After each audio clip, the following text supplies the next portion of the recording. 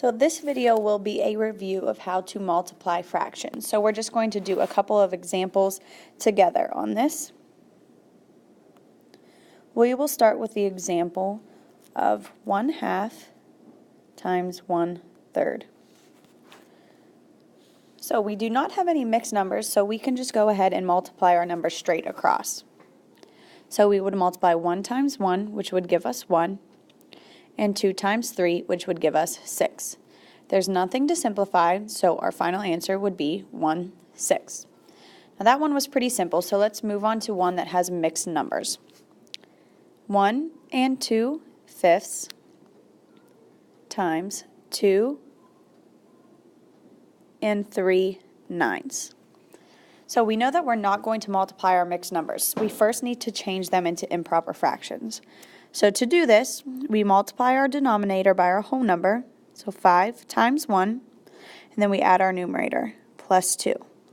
5 times 1 would give me 5, plus 2 would give me a new numerator of 7, and we keep our denominator, which is 5. We also need to change our second mixed number to an improper fraction, and we do this the same way. 9 times 2 would give me 18, plus 3 would give me 21. So I have a numerator of 21 and a denominator of 9. From here, we look to see if we can simplify.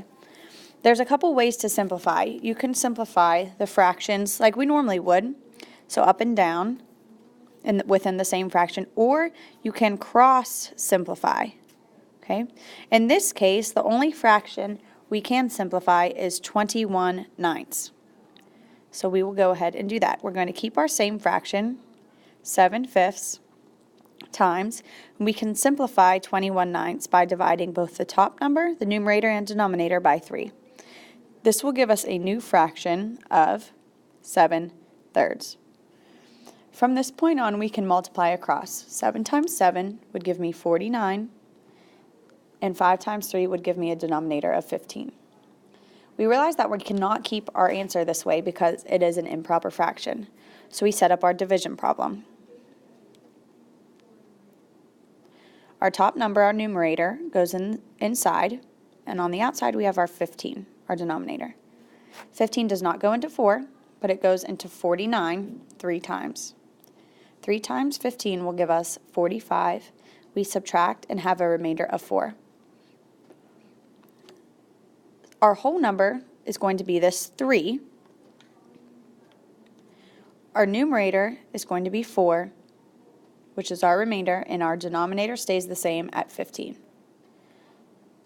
I cannot simplify this, so it is also my final answer.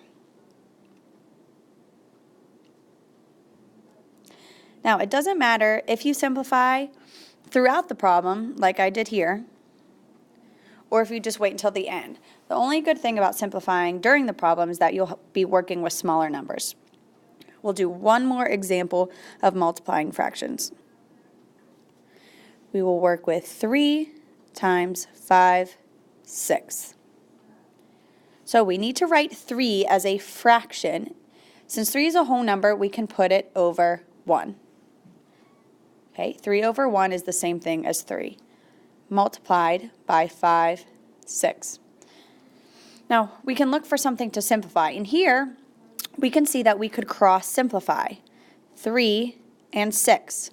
So find a common factor of 3 and 6.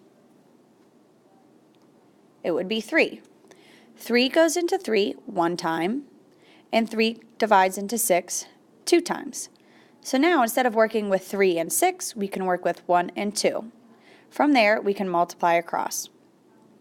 1 times 5 is 5, and 1 times 2 is 2. From here, again, we have an improper fraction, so we divide to find our mixed number.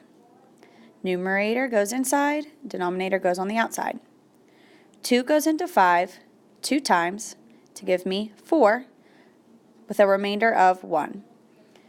So our whole number is going to be our 2, our remainder is our numerator, which is 1, and then we keep our denominator, which is a 2. So our final answer would be 2 1/2.